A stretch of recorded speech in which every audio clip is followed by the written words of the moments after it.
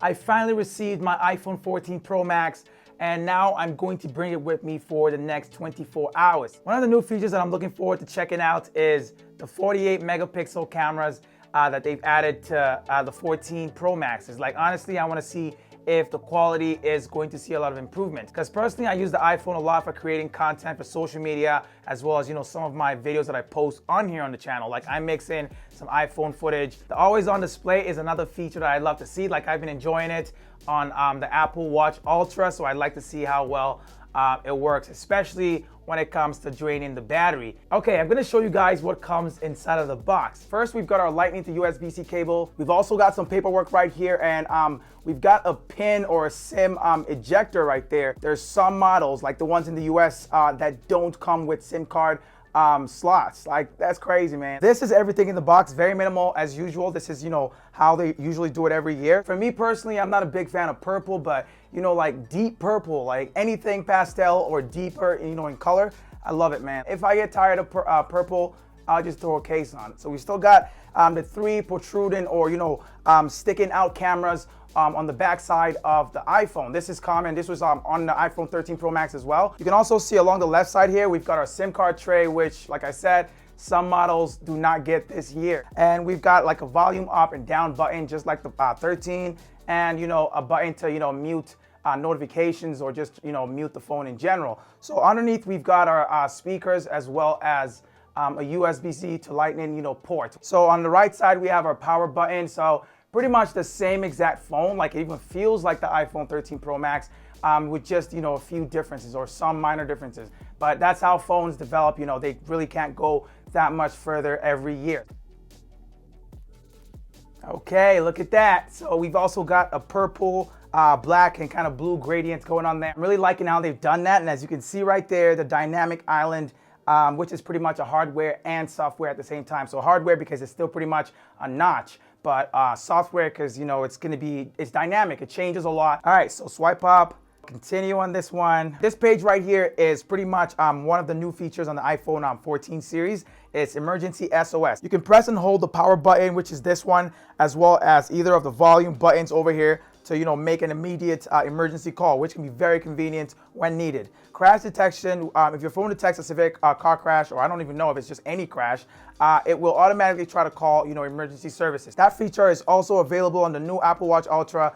And honestly, having it on both devices means that, there's more chances that it will get triggered, when that happens. So there's also a feature coming in fall of this year. So emergency SOS via satellites, which will allow the iPhone to try to connect with a satellite when there's no cellular service. So we're transferring all the data from my 13 Pro Max to the 14 Pro Max here. While we wait for the iPhone 14 to receive all the information from the 13, let's go ahead and check out these cases from Pitaka. So Pitaka sent these out. They're new cases made of aramid fiber. So very lightweight, but still durable, very heavy duty. So we've got 2 of them, as well as a kind of a sleeve. So it's called the Mag Easy Card Sleeve 3. So they're all the 3rd generation of Pitaka's phone cases. So 2 cases for 2 different kinds or different levels of protection, whatever you want to call it. First, we have their Mag Easy Case 3. These are biodegradable materials right here.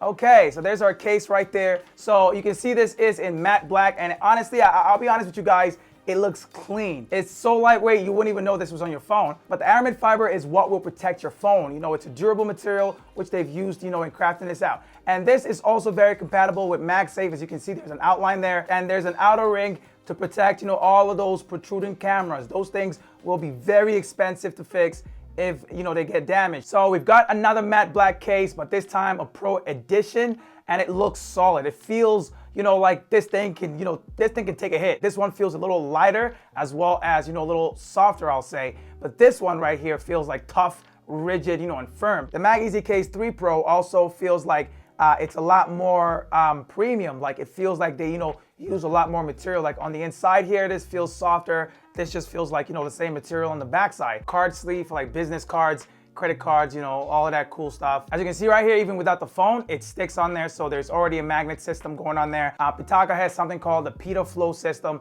for all their different accessories. And these cases are compatible with all these different accessories like power banks and all of that. We got a little manual here that kind of tells you everything about the different Pitaka cases and how they're made.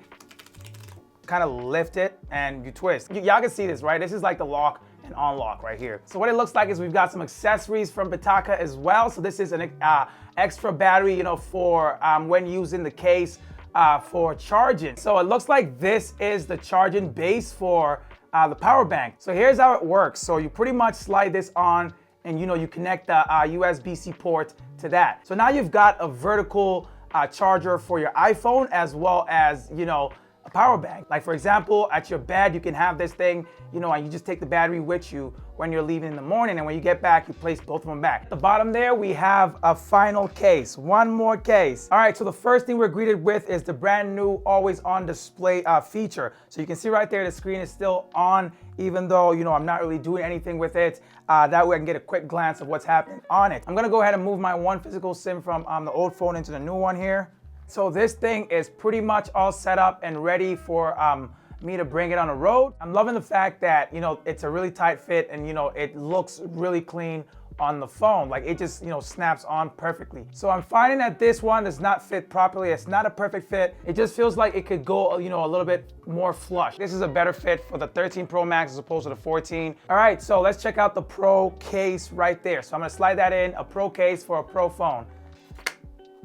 Snug fit. I had no doubt that this one would have fit properly. Like this is my favorite one out of all three. If you guys are interested in checking out any of these cases from Pitaka, there's going to be links down in the description for you guys to use. So after getting through setup, you know, I got familiar with the phone, even, you know, played a bunch of PlayStation 5 using PS Remote Play. The battery is at 61% at 6:30 p.m. I've had the screen on a lot, you know, not much off time. So for the next hour, I decided to, you know, get familiar with the phone. So here are my different lock screens. You can get these if you've got iOS 16 installed on your iPhone. I've got each one set up with different focus modes, like for example, one for driving, one for personal use, and one for when I'm working. In that time, I also decided to set up my Apple Watch Ultra with the phone. That way they're working in unison. So around 8:50, I decided to get my workout in, just like I do 6 days out of the week. So today is leg day and it's honestly one of my favorite days. So I'm going to be shooting, you know, videos with it. So I decided to check out or set up the camera. So I wanted to make sure that I had everything right, you know, the way I wanted it before I started shooting any videos at all. So check it out right here. You can see that there's so many options you can tweak to set it up to your own preference. You've also got photographic styles. This is not a new feature, but you know, it's a great feature for setting up the way you want your photos to be. So I like to use rich contrast, so I set that up. You know, I've used that on the iPhone 13 this whole time, so I use it again. You can see for the video settings too, you can set it up the way you want. Cinematic mode used to cap at 1080p for resolution on the 13s, but on the 14 now we've got 4K at up to 30 frames per second. Also at 24 frames per second, but I prefer 30 frames per second. It's all I shoot in, so I like to have them all, you know, with the same frame rate. Just keep in mind that the higher you go with resolution and frame rates, the more storage the videos are going to take. I also like to keep my non-cinematic mode video at 4K at 60 frames per second because it gives me so much to work with when editing, especially when it comes to slow motion footage. You can see right here we've got the 48 megapixel Pro RAW resolution, which is for photos. So when you take photos, you can get up to 48 megapixel, which will give you tons of details to work with. We've also got ProRes, which has made a comeback from the 13. So it still caps at 4K at 30 frames per second. Unfortunately, I really wish that we had 60 frames this year, but no, we don't. So with that out the way, the next thing to do was pretty much set up the tripod. So I've got a pretty cool tripod here from Peak Design, which I use with both my camera and my phone. So it's a pretty cool one. I've positioned the phone setup on the right side there to capture me getting ready for my workout. One feature I've been loving about owning the Apple Watch Ultra is being able to use it for a preview, you know, of what the phone is seeing. So here I am, you know, getting my workout in one of my sets, and I'm using the regular 1X camera right here. Right here, I'm using the 2x telephoto lens, so the new one that's been added, you know, and it looks great. At least I think it does. Let me know what you guys think down in the comment section below. All right, so we're back to the 0.5 camera, so ultra wide again, 4K. We're still shooting in that, and right now I'm going to be, you know, unboxing some products that have been sent to me to check out, and I've sped up the whole video here, so it's not shot using the time-lapse mode from within the camera. So this is just sped up 4K ultra wide at 60 frames per second. So you know, pretty much all done here. I also decided to record myself testing out the 90-pound adjustable dumbbells, and while doing that, you can see right there that the tracking or the face tracking is, you know, pretty accurate. Like you can see that it stays with you, you know, the whole way through while recording. So this is me just doing some split squats. I made sure to keep switching between the different cameras while shooting throughout the rest of the night, and you know, I love them all. My favorite is still the 0.5, you know, because, well, I love the ultra wide look.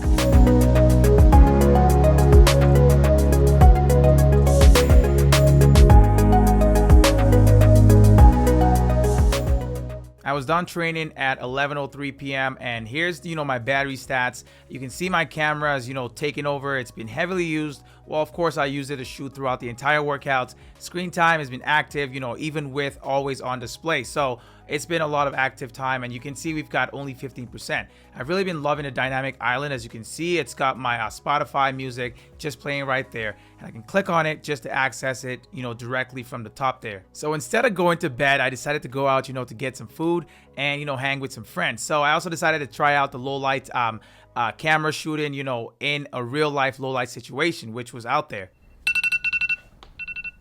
Okay, so it's 9 a.m. in the morning and I've got literally 3% of battery remaining. So it's pretty much done. You know, I can't really use this today without getting some charge on it. You can see right there, we still have, you know, the same or similar battery usage from last night, so 38% with the camera. I also turned on low power mode, you know, last night once I hit 15% after my workout, and you know, it held out pretty good, up to 3% the next morning here. So there's a few more things that came with the Pitaka slider. So it's also got like an attachment for if you've got an Apple Watch, which I've got right here. So you pretty much stick it, you know, using USB-C into one side of the base, and it's also got a base right there that sticks onto wherever you want to put it. That way it's not moving all over the place. So you can put it at your desk, put it by the side of your bed, you know, like I did, because I've been loving it by the side of my bed. It's perfect right there because I charge all three of my devices immediately, because you can also add like a magnetic piece that allows you to charge, you know, your AirPods. So this is the power bank, and you can see there's a little button right there for turning it on when you need to.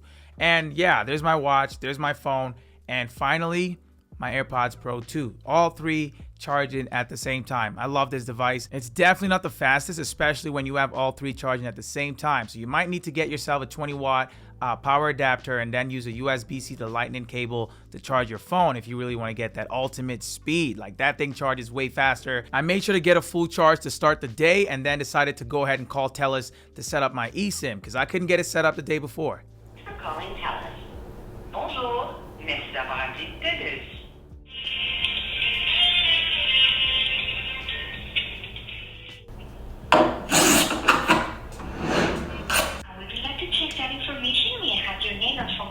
At the same time, I was also, you know, posting some Instagram content, some reels, some short form unboxing of the iPhone 14 Pro Max, which I already edited. This is something that I find that I do quite often, so it's pretty much a part of my workflow and something that I use the phone for a lot. I use it in tandem with my MacBook Pro to create a clean and an efficient workflow. Like, it's never failed me. I love that setup for my work. After work, I decided to get some game time in using the Backbone 1 controller for iPhone. So this is a really cool controller because it allows you to access or remotely play your games off your PS5 or your Xbox or even your PC. But I only got it for the PS5 remote play because it's the only thing that I don't have access to, you know, remotely. So being able to do it using my phone and the controller is, you know, been great so far.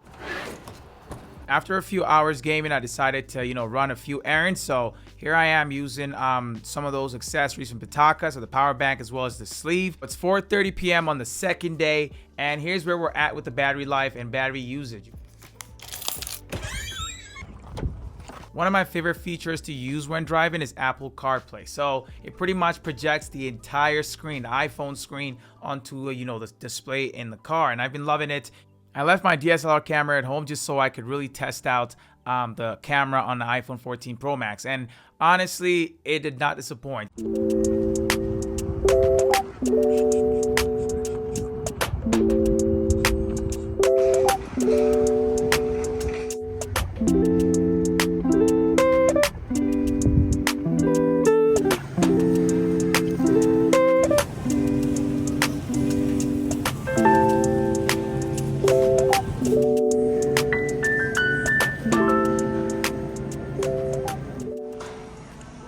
0.5, man. Look at 0.5. All right, this is one. Just zoomed in a little bit more. I think I prefer 0.5, you know, for certain kinds of shots at least. Heading back home right now. This is what the front camera looks like in 4K. It's got some sun, more in the background. Let me show you what it looks like when I kind of turn around. It looks so much better when you know you're facing some good lighting. So we're almost done our 24 hours. You can see we got 43% right there. We've really held out. So from 100% at the beginning of the day to 44% now. And you can see camera took the most of the work. And then we've got PS Remote Play, Instagram, of course, because I post, you know, 2 accounts on there. Here's the camera, by the way. So we've got 4 of them. As you can see, the photo camera has access to all 4 different types of cameras. So the ultra wide, the normal camera, the new telephoto 2 times, and the 3 times telephoto, which was already on the iPhone 13. You also have access to all 4 cameras, you know, while shooting in regular video mode. If you plan on shooting in cinematic mode, then you need to know that you only have access to the normal camera and the 3 times telephoto. But at least now you've got 4K at 30 frames per second and 24 frames per second. To me, it's not, you know, all the way fully there yet. Like, it still needs some work, but you know, it's better than last year. And yeah, you can still tweak the depth to your liking, so depending on how much blur you want to have in the background. Here's a photo dump of all the pictures I took during the day and at night, you know, to test out all the different cameras as well as low light shooting conditions, you know, using the phone's camera. And yeah, let me know what you guys think down in the comment section about these pictures. Most of these were shot as raw images, and I didn't do any post edits, just, you know, straight out the camera. So 24 hours later, and the phone is still standing.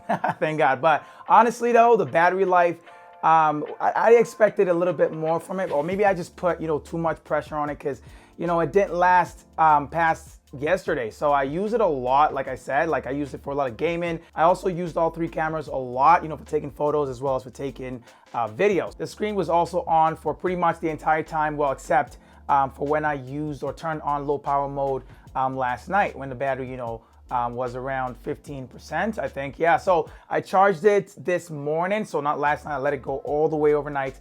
And I woke up to about 3 or 5%, somewhere around there. Considering the way I use the phone, I don't think a lot of people will use it like I do, because like I said, I shoot a lot of videos with my phone, but I also, you know, use it for all my daily activities, even gaming sometimes. I still plan on doing follow-up reviews, you know, as I use it. So, you know, after 2 weeks, after a month, I'm not sure, but I will do it, you know, when I feel like, you know, there's a need for me to put out something, when I've used it a bit more. That's pretty much it for this one right here. I hope you guys enjoyed it. If you did, go ahead and spam that like button below. Subscribe if you're new to the channel.